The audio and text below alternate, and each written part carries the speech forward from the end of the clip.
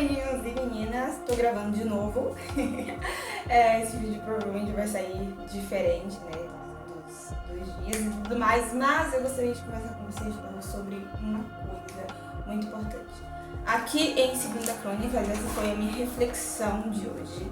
Em 2 Crônicas, capítulo 7, versículo 14, diz assim: se o meu povo, que se chama pelo meu nome, se humilhar e orar, e me buscar, e se converter dos seus maus caminhos, então ouvirei dos céus, perdoarei os seus pecados e sararei a sua terra. Eu não sei se você já passou pela situação onde você tem passado por batalhas ferrenhas, batalhas onde você tá lutando com toda a sua força. Você tá orando 3 horas da manhã, você tá acordando, buscando a Deus, e você tá dizendo: Senhor, por favor, me ajude, Senhor, me ajude com relação a isso, me dê forças para vencer, me dê forças para continuar, Senhor, me ajude, Senhor, fala comigo, não sei o quê. E aí, eu não sei se você não tem visto nada acontecer. É como se você estivesse falando com um mudo, aparentemente, né? É como se você estivesse se comunicando com uma pessoa que não está te ouvindo.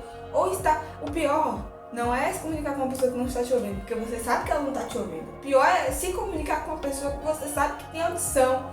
Aí a pessoa meio que fica fingindo que ela é surda. Já conversou com alguém assim, onde a pessoa não fala com você, você tá falando e ela fica calada lá como uma estátua? Parece que dá mais raiva, né, na gente. Diz: cara, eu tô falando com a pessoa tá fingindo que não tá me ouvindo. E isso é bem irritante. Muitas vezes, quando nós somos cristãos, parece que isso está acontecendo. E a gente vem aqui para 2 Crônicas, capítulo 7, verso 14, onde a gente começa a entender alguns pontos que pode ser o que está acontecendo com você. Não necessariamente quando a gente ora e Deus não responde, significa que é isso que eu vou falar no vídeo. Deus é infinito, então existem infinitas possibilidades do porquê Ele não está te respondendo. Pode ser, ou do porquê Ele não está se movendo, do porquê Ele não está fazendo nada acontecer. Pode ser que você não esteja vendo, pode ser que não chegou a hora dele começar a agir, pode ser que Ele quer que você se fortaleça mais. Ou pode ser porque Ele realmente quer trabalhar a sua fé, quer trabalhar a certeza de esperar coisas que não se veem, porque fé é isso. E a gente está muito mal acostumado a ver Deus sempre falando. Quando Deus se cala, a gente se assusta. A gente diz: não, Deus, por que você está calado? Vamos, Deus, vamos conversar aqui. E nem sempre a nossa fé, na verdade, não pode estar baseada apenas quando Deus aparece.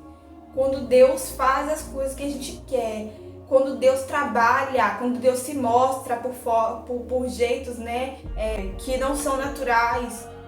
A nossa fé não pode estar firmada nisso. A gente tem que ter a certeza de que Deus está ao nosso lado, mesmo que Ele esteja em silêncio. Ok? Mas vamos voltar aqui para ouvir o vídeo, né? Que é o ponto desse versículo aqui que eu estava refletindo. E aí ele diz assim, né? Deus falando com o povo. Ele diz assim: olha, se meu povo, que se chama pelo nome, aí ele dá passos que a gente tem que fazer para que ele nos ouça e nos ajude, né? Nesse sentido aqui do contexto do que estava acontecendo aqui. E olha só, ele diz assim: primeiro passo, se o meu povo se humilhar. Segundo passo, se o meu povo orar. Terceiro passo, se meu povo me buscar. Quarto passo, se meu povo se converter dos seus maus caminhos. Então Deus deu 4 passos para que Ele possa ouvir dos céus, perdoar os pecados das pessoas e sarar a terra. Então, para que Deus perdoe os meus pecados, de fato, eu preciso seguir esses passos. Para que Deus comece a me ouvir, sarar quem eu sou, as minhas mágoas precisam trabalhar em meu coração, para que Deus consiga reconstruir quem eu sou, me levantar do fundo do poço. Eu preciso seguir esses 4 passos. E quais são esses que eu acabei de falar? A gente, infelizmente, empacou no terceiro passo. Acontece que nós nos humilhamos a Deus, e a gente começa a se humilhar a Deus em oração. A gente está cumprindo 2 passos. E aí a gente vem para o terceiro passo, que a gente também faz, que é buscar Deus. Então, a gente ora de madrugada, se humilha a Deus na oração, no outro, né, na manhã, na parte do dia, né, claro, a gente vai ler a Bíblia, a gente faz devocional, mas só que a gente esquece do quarto passo, gente. E sem o quarto passo, a gente não consegue receber remissão de pecados. Porque quando Deus encontrou com a prostituta, ele disse para a prostituta a seguinte frase: eu te perdoo, vá e não peques mais. Foi isso que ele disse para a prostituta. E foi isso que ele veio dizendo para outras pessoas também. E é isso que ele disse para mim através dos livros de Paulo, através dos livros de Pedro, de Tiago, principalmente, que é um livro bem forte da Bíblia, aquele livro que se abre a cada verso e toma um tapa na cara. É exatamente isso que Deus está dizendo, que a gente precisa começar a focar no quarto passo, que a gente está esquecendo, que a gente está deixando de nos converter dos nossos maus caminhos.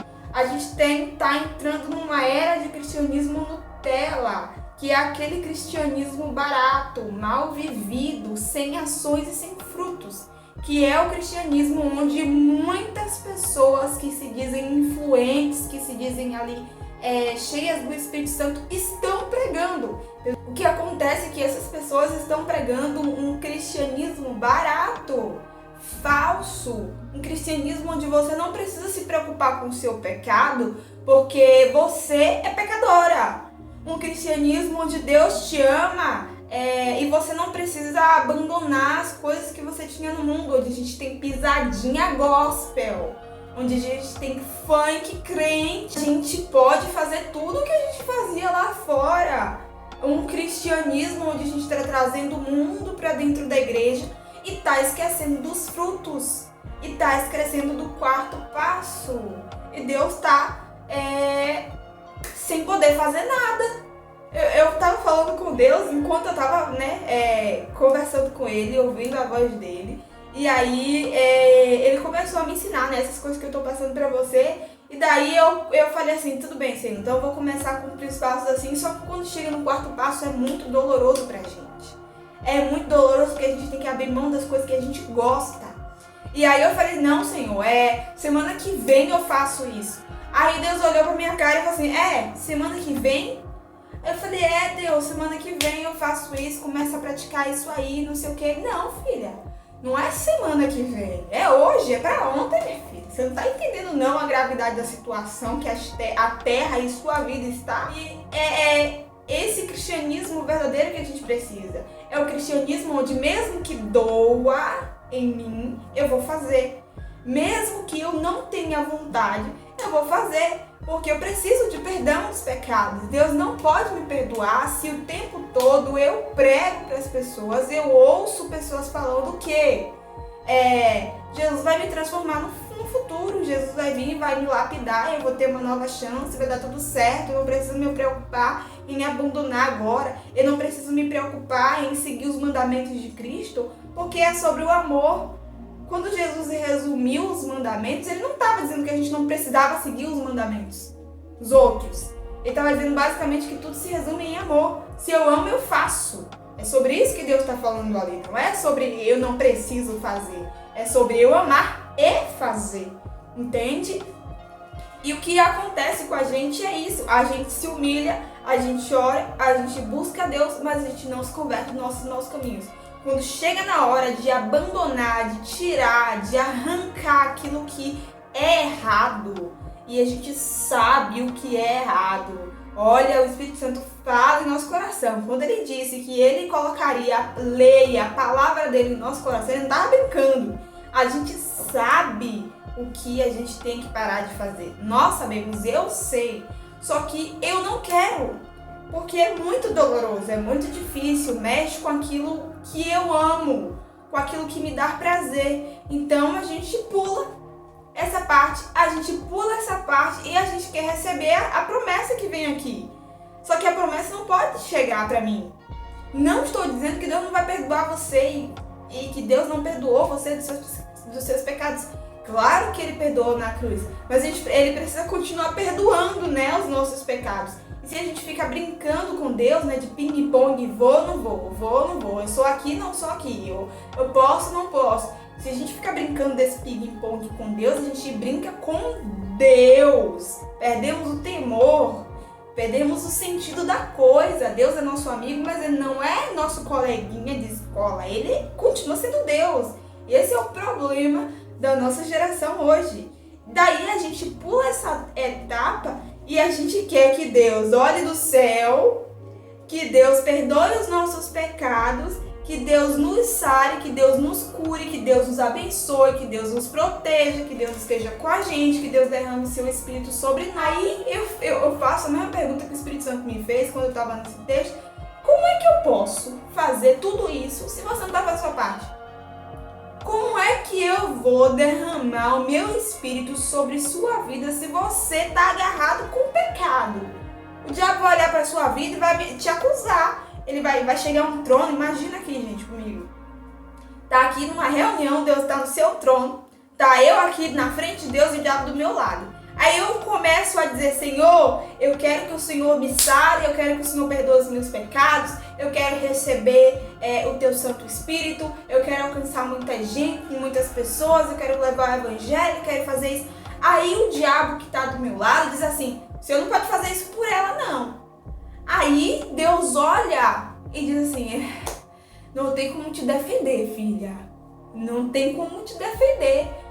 Mesmo que o diabo seja ruim, ele aponta aquilo que eu estou fazendo de errado.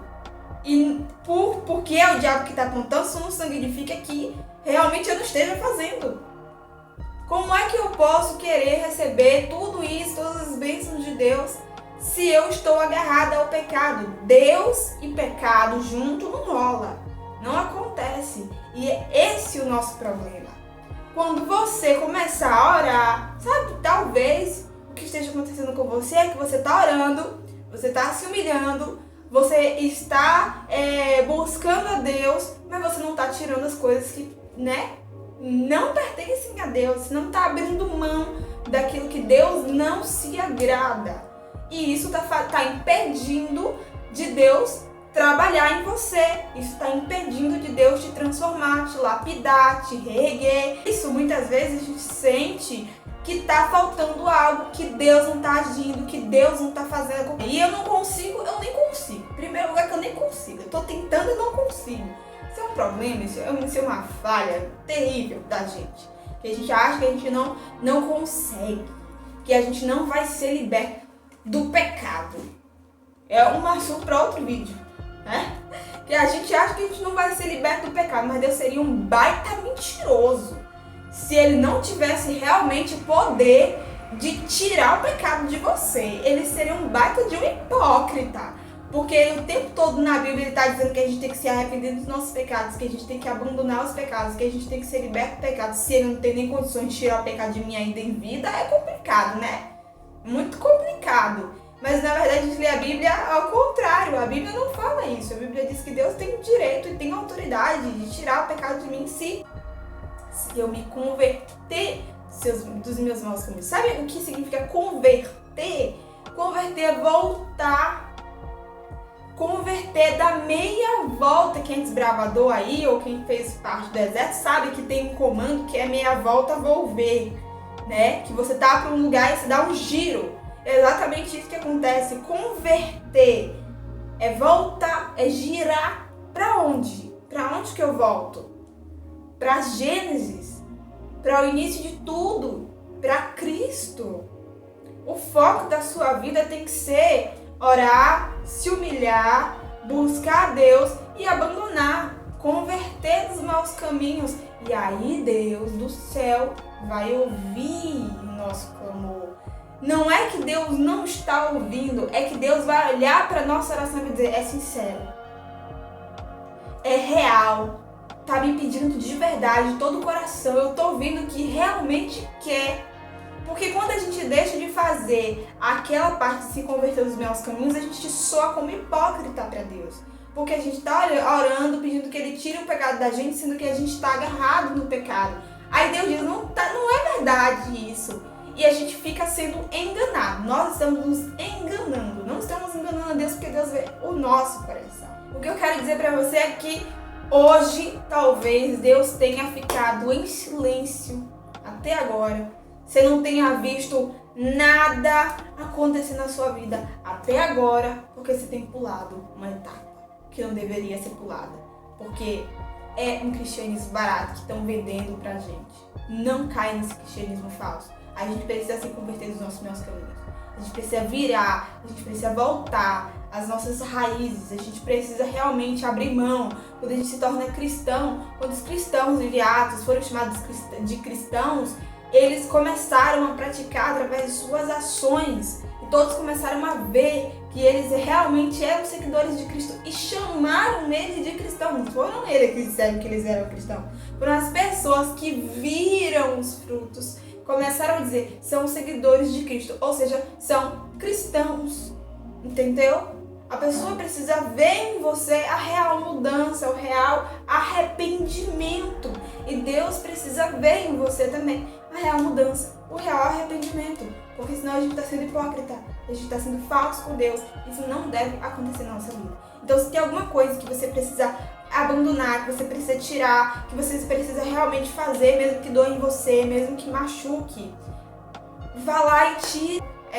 Tinha um líder, né, de comportagem, que ele falou pra mim assim, que ele praticava, ele assistia pornografia, e aí ele falou que ele não aguentava mais, que ele estava sendo controlado praticamente por aquele pecado, e daí ele se casou com uma pessoa linda, maravilhosa, muito fofa ela, eu amo ela, é muito fofa, e daí acontece que ele disse que ele começou a ver que aquilo estava afetando muito a vida dele. E ele não estava conseguindo ter controle mais sobre aquilo, tanto que ele estava começando a ter sonhos pornográficos. Ele começou a parar de ver pornografia enquanto estava acordado, mas o diabo tentava ele durante a noite nos sonhos. E aí ele praticava o pecado durante a noite. Ele disse que ele teve que tomar decisões tão sérias a ponto de dormir amarrado. Ele dizia para a esposa dele, antes de dormir, me amarra. E aí ela amarrava ele para que a consciência dele entendesse que ele não queria fazer. Que ele realmente não queria. Quando eu tô falando de se converter dos maus caminhos, é você tomar decisões drásticas, onde vai doer mesmo, vai mexer na tua ferida que ainda tá magoada. Você já magoou uma ferida? É horrível, gente. Dói demais. Misericórdia. A gente chega, chora de dor. É exatamente isso que a gente precisa fazer. É mexer na ferida realmente que tá doendo. Mexer no pecado realmente que dói, que machuca. A gente precisa tomar decisões sérias e urgentes. Porque Jesus está às portas e se Ele voltar e a gente não tivesse convertido dos maus caminhos, nossos pecados não vão ter sido perdoados. Porque a gente não vai ter orado de sinceridade, a gente não vai ter orado, não vai ter buscado a Deus com um coração sincero. Espero que você tenha gostado desse vídeo, que você tenha sido abençoado. Beijos, compartilhe, deixa o like, manda esse vídeo para o máximo de pessoas que você conseguir. Beijos e até o próximo vídeo.